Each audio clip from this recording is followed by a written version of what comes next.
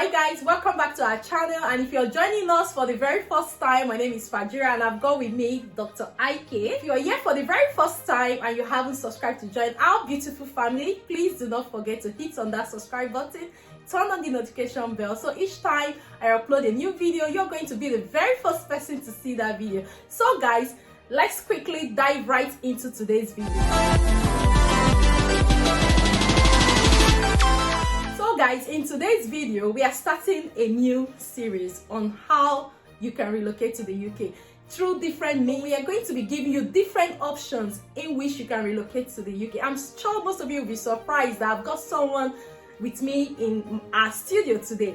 And the person I've got with me is somebody who has been a friend for the past 10 to 11 years. Yep. And he is Dr. Ikechukwu Maduka. And funny enough, we came to the UK about the same time, 11 years ago, and we've been friends up to date. And he's not a doctor. Sorry, I'm not a doctor. I stopped at MSc level, but he is a doctor. So I've got him here with me today. He's going to advise our audience. Because a lot of people have been asking me, Fajira, which other means can we relocate to the UK with?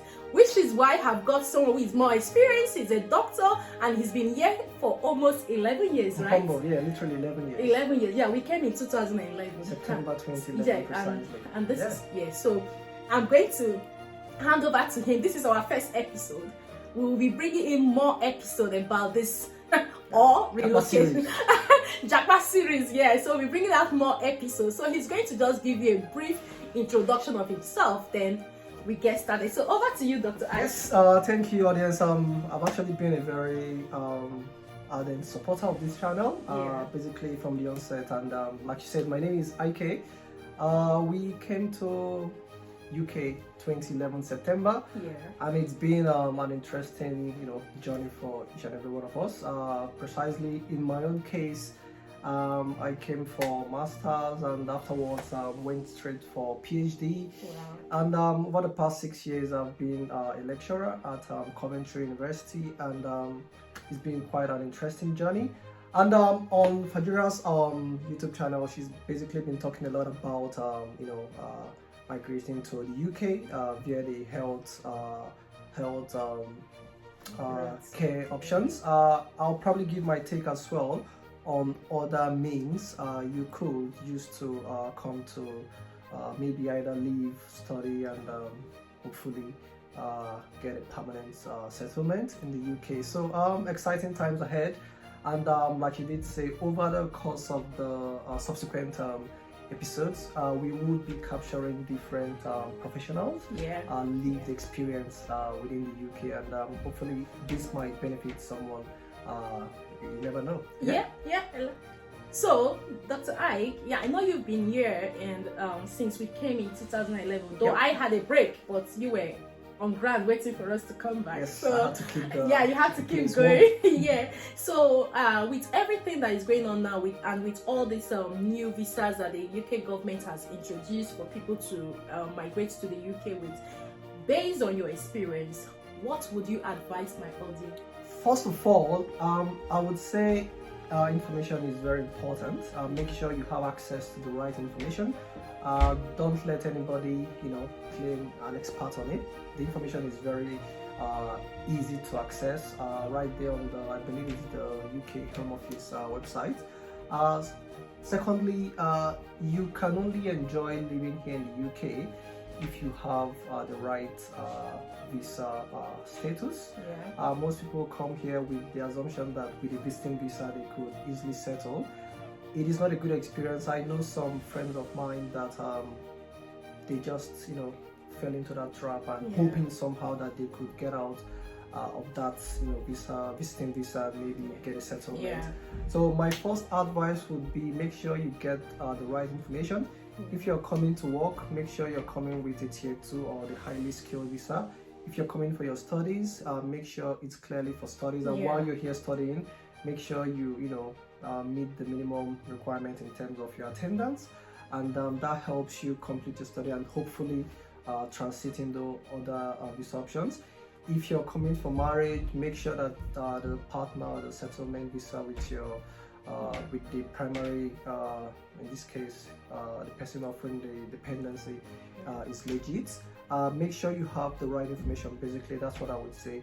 Thirdly, I know Fajira has basically talked about a lot of options using the, I think it's the skilled worker visa. Yeah. In my own case, I would say, so I finished my master's and I went straight ahead for my PhD, and fortunately enough, there's a lot of job opportunities within academics, so that's one option.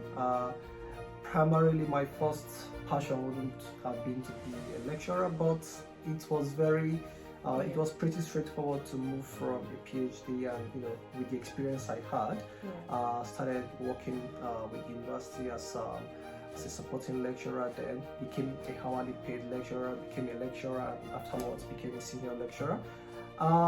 Within the academics, where I have a lot of experience, it's one of the easiest way to settle in the UK. After your after your master's, now you have the option of having the 2 years post study. Within that 2 years, you are likely to be able to get a job that would sponsor your tier 2 visa. After 5 years on tier 2, you can easily get your permanent residency, indefinitely to remain.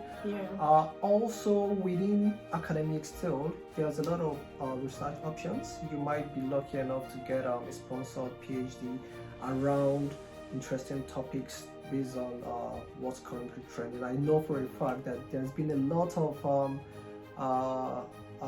research scholarship as it pertains to pandemics, the impact of COVID across industries. So that's something you could also want to explore. And also, there's a lot of there's a very big professional vacancy as it relates to research. It's a very strong field that if you have good experience, you would never be in lack of job opportunities. And pretty straightforward. I don't believe education is something that needs to be advertised. People need to go to school. So it's just an industry that keeps giving. If you wouldn't mind being a lecturer, trust me, you would easily, with the right exposure and the right experience, get lecturing opportunities within the UK. Wow, that's nice. Most of the time I keep telling my audience, because I came through studies as well for masters, which was in September 2011. We all came, and most of the times I keep advising my audience that the easiest route to me, because of my experience, is through studies.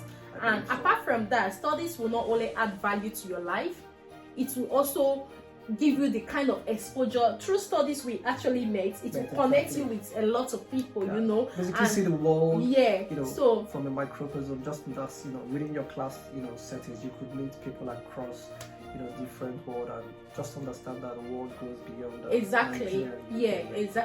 And the good thing about coming through studies now is you don't really have to pay the whole amount of your school fees.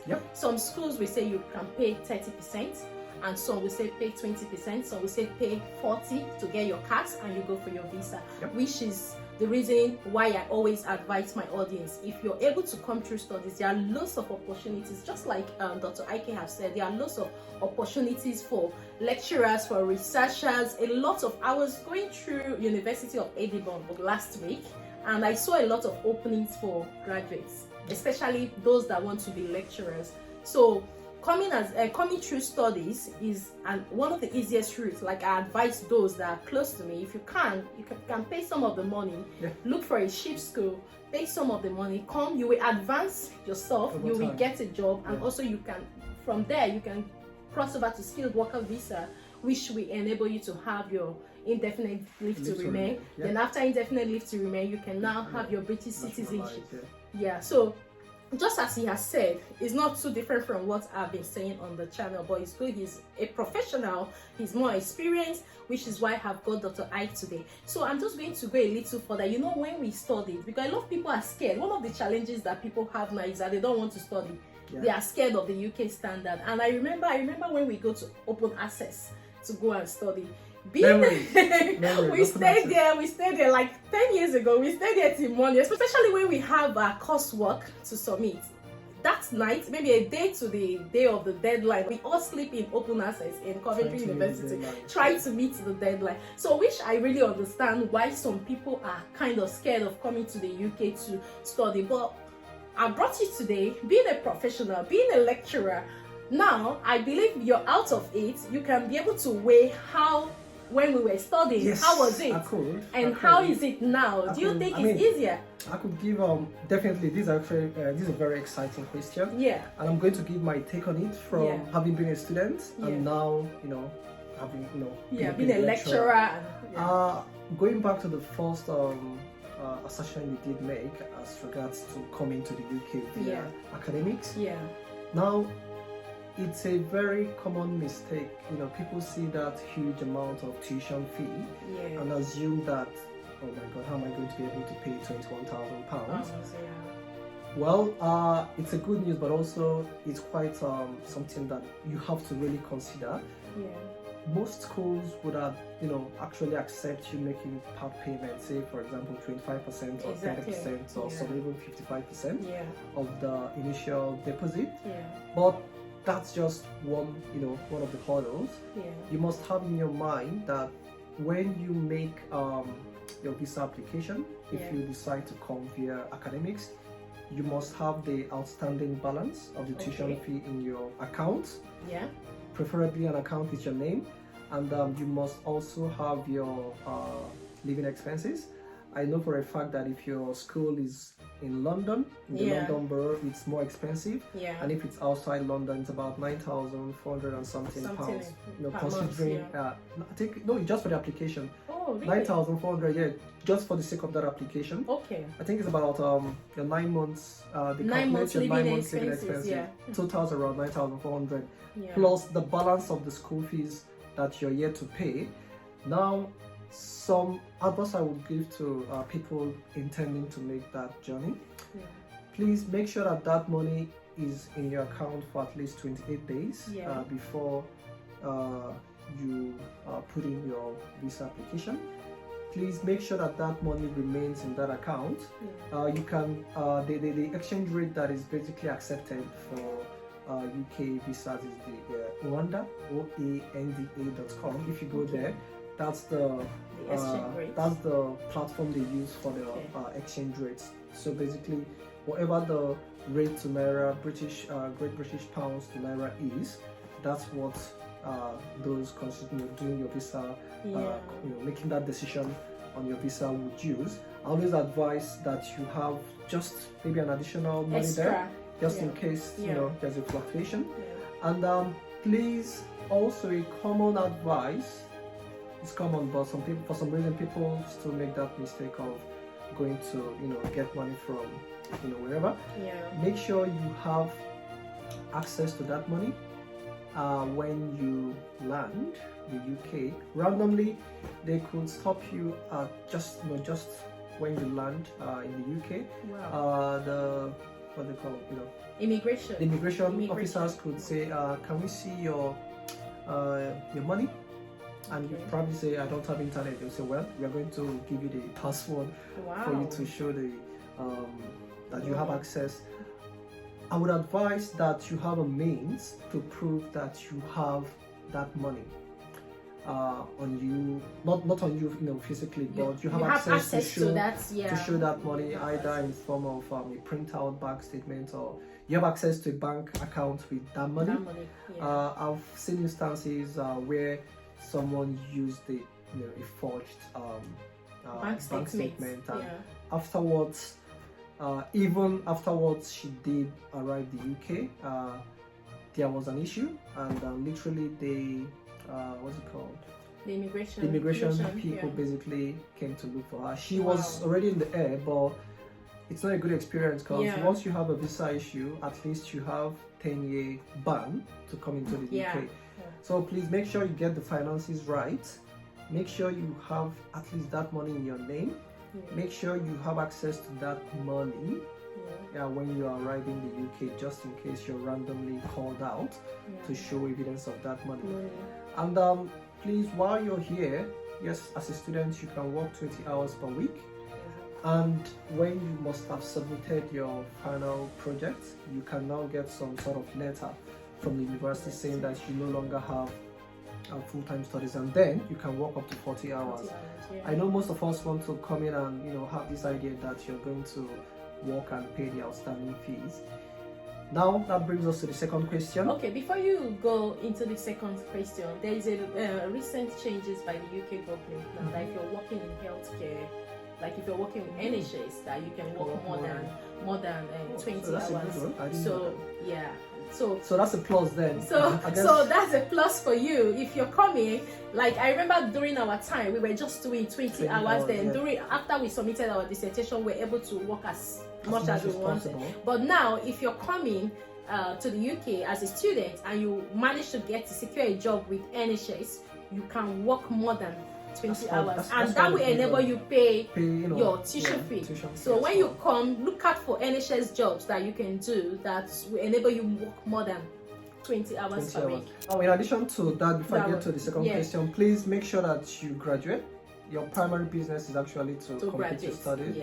You don't want to have an outstanding course or module that will lead to you applying for an extension of visa outside, because of late, if for some reason the cause for your not being able to complete your studies is not COVID related, that I know because I'm reading this thing, you would have to go outside of the UK to apply for a study extension, and it's likely they might just tell you, well, you don't have up to 6 months to complete the outstanding module, why don't you just finish it? And it's just a long experience and a horrible experience you don't want. So first of all, yes, we understand that aside from you trying to better yourself, we know it's more of an economic migration. Most of us would definitely want to be in our motherland, but for reasons beyond our control, we're here. I would always advise students here to make sure that they complete their study. First of all, that's your primary business. While you're here working, make sure you have time for your studies. And also, it's a bit uncomfortable, considering where you might be living, paying bills. Just somehow, manage that 10 months. It gets easier, I would say. It gets easier when you graduate, and you'll be amazed, wow. It gets easier, but I would say get it right from the onset. Don't fall trap to people saying they could give you miracle money by you giving them your house address or your bank account. Please be very careful who you roll with. You can easily get yourself in trouble. Once you get into the police record, it's not a good one, because subsequently when you're done with your studies, you want to get a job and they'll do background check, DBS. You don't want your name to flag. So while you're a student, it is always assumed that you're naive and you need money, and so many people will come with funny ideas that if you give me your bank account, I could actually do something, and you send something. Please run, just run. Don't fall into that trap and mess up your record. Because UK basically is a country that relies on record. Your credit score, everything. Your basic. I mean, some jobs do security clearance that they basically ask you who's your grandfather, who's your great grandfather, and trust me, they keep record here. There are some jobs you can't get if you have some certain, not even being indicted or found guilty, some certain flags on your personal history. So focus and complete your studies and run away from free money. Please, if it's free, run. Don't let anybody, any organization, regardless of how innocent they appear, mess around with your bank details. Please. Don't let anybody mess around with your NI number. Don't let anybody mess around with your home address. Can I send something to your, you don't want those stuff. Hopefully we'll get to explore and expand more on this over time. Then coming to the second question about the study culture. I did my first degree in Nigeria, and I would 100% say that it is a lot easy to make a distinction here in the UK as compared to Nigeria. I finished with a distinction in my master's, and honestly, did I have a very healthy social life? Yes. I went to clubs, we did a lot of parties. parties. We did a lot of parties, and there was no God factor or no lecturer. I just do your work. There's Turnitin, looks at the similarity index on your submission, and so far you've paraphrased and cited well, and it's your own original contribution to knowledge. You will get the grades. Wow, that's good. So those asking, it's UK, is going to be hard. No, the information is there. We have a very good library in most schools. Google Scholar is your friend. Please avoid Wikipedia. It's not your friend. It's going to get you in trouble. Turnitin is going to get you. Studying here is quite exciting, but also there's a lot of independent critical thinking and reflection. We want you to tell us what's already out there, but from your own perspective, regardless of your background. There's a lot of, I get to see my students asking, why do I need to cite it? I'm like, well, it's as good as I could tell you that 1 + 1 is 11. And you say, no, it's 2. But if I could prove it, and it goes through peer review, you can confidently say 1 + 1 is 11 and cite me. But because you're not an expert in the field, you can't just say stuff without backing it up. That's one common biggest difficulties and challenges most people coming from outside UK face, paraphrasing very well. But aside from that, I know for a fact that people with the experience we've had studying either from Ghana, Nigeria, Zimbabwe, that uncomfortable, I would say, in most cases, learning environment really prepares us very well for the challenges here. Just do the right thing, understand why you're providing the information you're providing, and it gets easier. You might struggle with the first 2 modules, but over time you see how it works, and there's a lot of support. For example, where I work in Coventry University, we have the Center for Academic Writing. Where you get support on how to write and referencing as well. Reference properly. Everything you do here, you have to reference. Exactly. We are allergic to, I wouldn't call it BS, but you can't just say something without reference. And over time, it kind of helps you even in your personal life. You start, resisting hearing stuff that doesn't make sense, because who said it? You have to. So you need to definitely cite it well. Depending on what you are studying, there's just a lot of support, and it's a beautiful experience, I would say. And like I did say, it's very easy to pass your studies and transit into the industry. There's a lot of open days. There's a lot of job fairs. There's a lot of conferences. There's a lot of networking. Definitely, as you do your studies, you can actually translate those learning experiences into professional experience on your LinkedIn, and you can easily get headhunted in some cases. And like I said, it gets easier, and over time I would be here to give more insights on this aspect. Wow, this is amazing. And I just got a point from what you said regarding coming to study in the UK. Like, I schooled in Nigeria. My first degree was in University of Port Harcourt, So when I came into UK, I had a course that I thought I did very well, and the grade was lower. Really skeptical about, do I speak to the lecturer, knowing where I'm coming from? I'm coming from a university whereby you can't go to a lecturer and ask the to review, that I didn't pass this course, can you explain why? Once you do that, the lecturer will pass it on to another lecturer. Before you know, every other lecturer is going to fail you. So coming from that background, I was really worried. When I knew that I actually did well in this course and I shouldn't be getting this particular grade I was given. So I went to the lecturer, I summoned courage, but I was still scared in me because I didn't want to be haunted after, So I went to the lecturer, I was like, oh, look at this grade, and I think I was supposed to score higher than what I've been given. Please, what area did I not answer this question well, or can you just explain? And the lecturer looked at it and he was like, oh, sorry, it was an oversight. Man, I was shocked, honestly. It was an oversight. No, Faith, you were supposed to get this particular score. I'm going to upgrade it. And the lecturer did, and I went. That day I called my husband. I was like, man, I've never seen this kind of a thing happening. I was not scared. I was not worried that this lecturer is going to shout at me. He's going to tell other lecturers, hey, this girl, blah blah blah.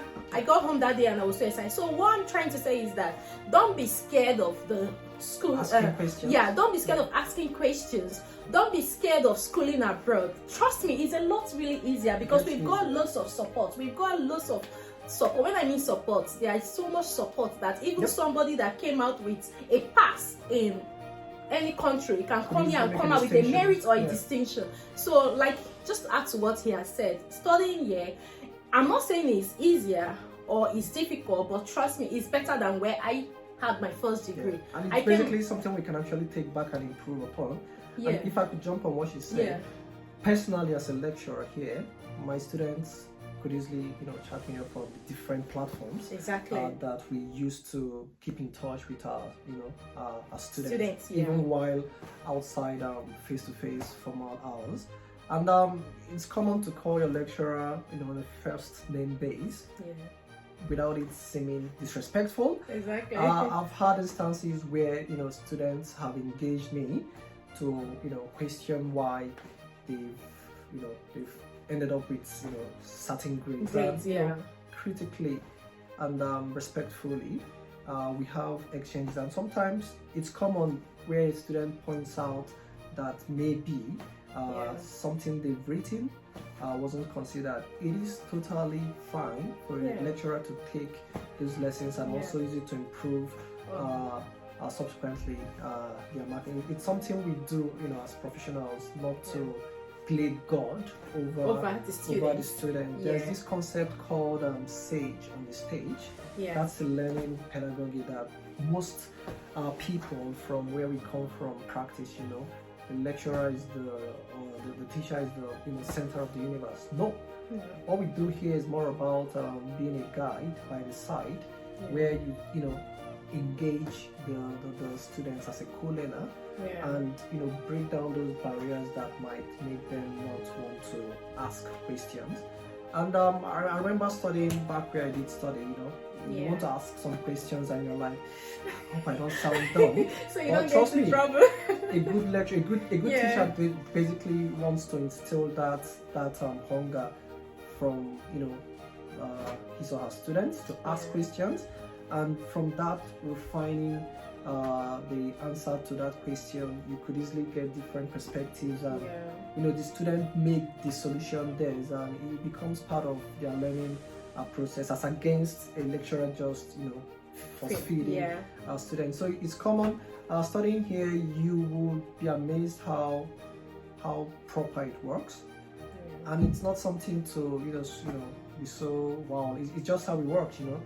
You come to class, you pay attention, you do the work, and you get the grades. And even if you think you haven't been properly marked, sometimes you might actually meet the lecturer and they point out the lapses in what you've done, and you learn from that. And honestly, if it's an honest omission, the lecturer also acknowledges that either it reflects on the grade. That's an experience I have observed. Personally, I take my time to make sure I mark my students very well, and within my own university we have second markers, so someone also moderates, and also there's some sort of external moderation where someone also gets to make sure that there is no bias, or there is no lack of reflection of subjectivity in the grade. So you can hardly see a student that has basically been witch hunted and not have so many quality control means to check that. So it's an exciting experience, and studying here for me is very, very, very interesting. Yeah, I can say that. I can say that with you as well, because like studying here few years ago, or will I say 10 years ago, there are things I learned in class that I can still remember. They are, because most of them I had to basically do research myself, and I had to reference, so I can still remember a lot of things I did. So guys, anyways, it's quite amazing being part of this experience so far. I've been a viewer, and today I'm basically making my first vision. Please feel free to engage us with some questions, drop some comments, and I would definitely give my take on any interesting question. Yeah. That's nice. Thank you so much, Dr. Ike. Like, you seeing him here today is like, I'm so excited. When I mean excited, I'm really, really excited. I call him my #1 fan. He's someone that has supported me through everything and up to where we are today, and he's still supporting, you know. So he has made himself available to be on this channel as often as he can, to see how he can support you guys, especially for those looking for a way to relocate through other means, through schools, through jobs. So he's gonna be here. This is our first episode here. And so there's loads to come. Yeah, there is loads to come. He has been in the UK for like 11 years or 12 years now, so you know he's got experience in every area, and apart from that, he's been a lecturer for over 6 years. So you know what that is. He's gonna be giving us some of the tips. So guys, stay tuned and make sure you subscribe to this channel if you're not yet subscribed, to get more information, to get more tips on how you can migrate easily to the UK. Migrate legally, very important. Legally, yeah, very important. Yeah, legally. We don't want the illegal one, because those ones, we will come with that. We will tell you what those that migrate illegally goes through. So just stay tuned and make sure you always watch our videos. And yeah, so much to take out from, and we look forward to your feedback as well. And maybe just you could clearly suggest other aspects of this of our experience that we could share with you guys. And like I said, thank you for having me. Wow, thank you very much, Dr. Ike. I'm so grateful, and like I said before, I'm so happy to have you here, and I'm sure my audience are also very happy to have a more experienced person here with me in the studio. So thank you guys, and take care, and see you right in our next episode. Bye bye for now.